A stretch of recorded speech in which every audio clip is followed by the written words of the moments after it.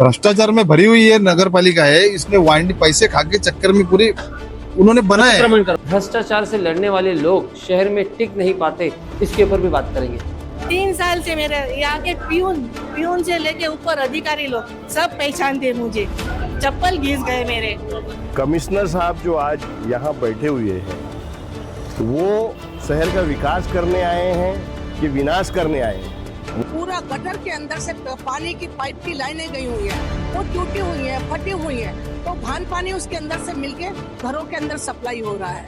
तो मेरा ये कहना है कि प्रॉपर्टी टैक्स आखिर तब भरेगा जब कुछ नया देखेगा। इंदिरा गांधी हॉस्पिटल भी वही है, आज जितनी भी पुरानी चीजें सब कुछ वही है, नया कुछ यहाँ पे आया है। बाल से लेके नाखून तक के हर आदमी टैक्स पे दबा हुआ है। शहर का प्रशासन इतना लापरवाह और करप्ट हो गया है कि कोई भी इलीगल काम यहाँ इतनी आसानी से हो जाता है कि कोई इसे गुनाह समझता ही नहीं।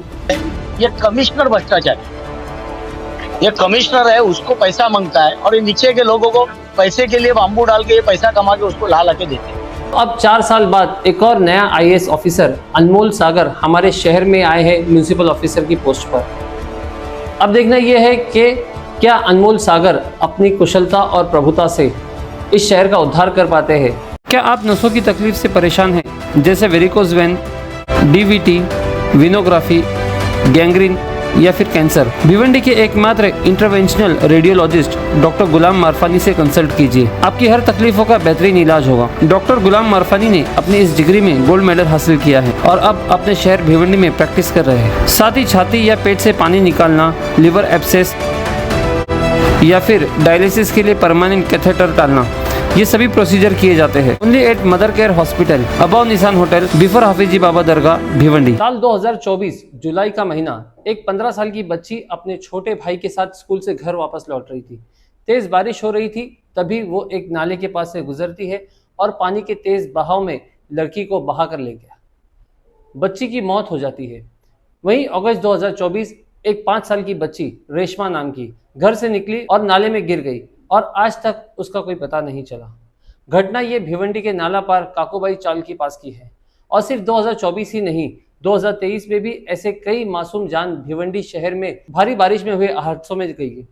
21 सितंबर 2020 जिलानी बिल्डिंग का वो हादसा कैसे कोई भूल सकता है, जिसमें 39 लोगों ने अपनी जान गंवाई थी। इस हादसे पर देश के प्रधानमंत्री नरेंद्र मोदी ने भी दुख जताया था। साल 2024 अक्टूबर का महीना था। एक अंडर कंस्ट्रक्शन बिल्डिंग पर से एक ट्रॉली गिरी और एक बुजुर्ग की जान चली गई। सिर्फ साल 2023-24 में 2 दर्जन से ज्यादा लोग रोड एक्सीडेंट में मारे गए और वजह थी हेवी व्हीकल और खराब सड़कें। और सिर्फ यही नहीं, ऐसे कितने अनगिनत हादसों में भिवंडी शहर में मासूम लोगों की जान गई है। हम क्या करते हैं, हम न्यूज़ बनाते हैं, लोग उसके ऊपर दुख जताते और सब कोई भूल जाते हैं। ना कोई जवाबदेही, ना कोई जिम्मेदार लेने वाला, हर कोई बस तमाशा देखकर चुप रह जाता है। लेकिन इन सब हादसों के पीछे अगर कोई जिम्मेदार है तो वो है भिवंडी शहर का लापरवाह और भ्रष्ट प्रशासन। दोस्तों, आज के इस वीडियो में हम बात करेंगे भिवंडी शहर के लापरवाह प्रशासन की और कैसे भ्रष्टाचार से लड़ने वाले लोग शहर में टिक नहीं पाते, इसके ऊपर भी बात करेंगे। मैं Firoz Memon, the voice news में आप सभी का स्वागत है। अगर अभी तक आपने हमारे चैनल को सब्सक्राइब नहीं किया तो प्लीज इसे सब्सक्राइब कर दें। जी हाँ दोस्तों, शहर का प्रशासन इतना लापरवाह और करप्ट हो गया है कि कोई भी इलीगल काम यहाँ इतनी आसानी से हो जाता है कि कोई इसे गुनाह समझता ही नहीं। फिर चाहे वो इलीगल बिल्डिंग बनाना हो, इलीगल स्कूल चलाना हो, डाइंग में इलीगल पानी की लाइन खींचना हो, साइजिंग में कचरा जलाना हो, किसी और की ज़मीन पर कब्जा करना हो, सड़क बनाने के लिए इलीगल तरीके से टेंडर लेना हो, नाला सफाई का करोड़ों का टेंडर लेकर भी सफाई ना करना हो, या फिर कचरे के कॉन्ट्रैक्ट में इलीगल गाड़ियों का चलवाना हो। कोई भी काम जो कानून के दायरे से बाहर है, वो सारे काम भिवंडी शहर में आसानी से हो जाते हैं और शायद इसीलिए शहर की ये दुर्दशा है। शहर को चलाने के लिए राज्य सरकार एक म्युनिसिपल कमिश्नर अपॉइंट करती है, लेकिन भिवंडी के पूंजीपतियों को एक अच्छा आयुक्त चाहिए ही नहीं।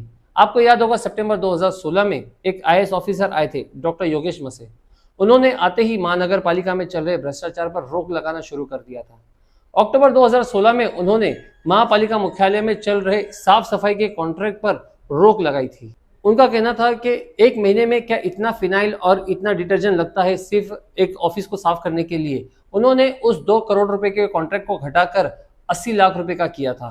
मतलब एक ही साल में सिर्फ एक कॉन्ट्रैक्ट में उन्होंने पब्लिक के 1 करोड़ 20 लाख रुपए बचाए थे। और ऐसे बहुत सारे कड़े स्टेप्स उन्होंने उठाए थे। सफाई कर्मियों की स्पॉट पर अटेंडेंस, टैक्स वसूली में सख्ती, लेकिन अफसोस 1.5 साल में ही 9 मार्च 2018 को उनका ट्रांसफर हो गया और फिर से भ्रष्टाचार का बाजार गर्म हो गया। उसके बाद 20 जून 2020 में आईएएस ऑफिसर पंकज आशिया को भिवंडी का म्युनिसिपल कमिश्नर बनाकर भेजा गया। तब तो शहर के हालत बहुत खराब थे, लेकिन पंकज आशिया ने अपनी कुशलता से उस वक्त शहर को बड़ी अच्छी तरीके से संभाला। जिलानी बिल्डिंग के हादसे के बाद उन्होंने भिवंडी शहर की 300 से ज्यादा धोखादायक इमारतों पर कार्रवाई के आदेश दिए थे। साथ ही सभी इलीगल कंस्ट्रक्शन पर भी रोक लगा दी थी।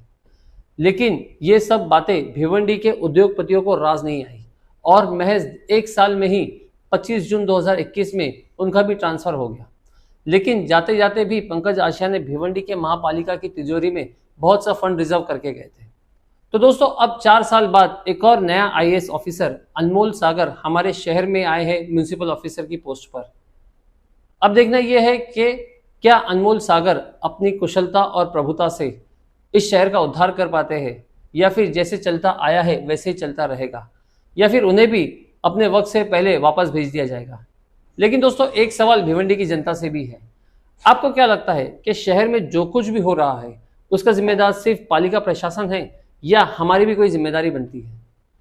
अगर शहर का हर नागरिक अपने वक्त पर टैक्स भरे, इलीगल को छोड़कर लीगल काम पर फोकस करे, करप्शन बढ़ाने की बजाय उसका हिस्सा बनने की बजाय उसे रिपोर्ट करे और अपने अंदर एक सिविक सेंस जगाए, कहीं कचरा ना फेंकना, गंदगी ना करना, ट्रैफिक के रूल्स को फॉलो करना, शहर को अपना घर समझकर साफ रखना, तो फिर शहर को डेवलप होने में ज़्यादा देर नहीं लगेगी।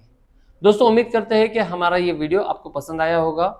आपकी इस शहर के बारे में क्या राय है और नए आयुक्त के बारे में क्या राय है, हमें कमेंट में ज़रूर बताइए और हमारे चैनल को सब्सक्राइब करें। मैं Firoz Memon, the voice news से थैंक यू।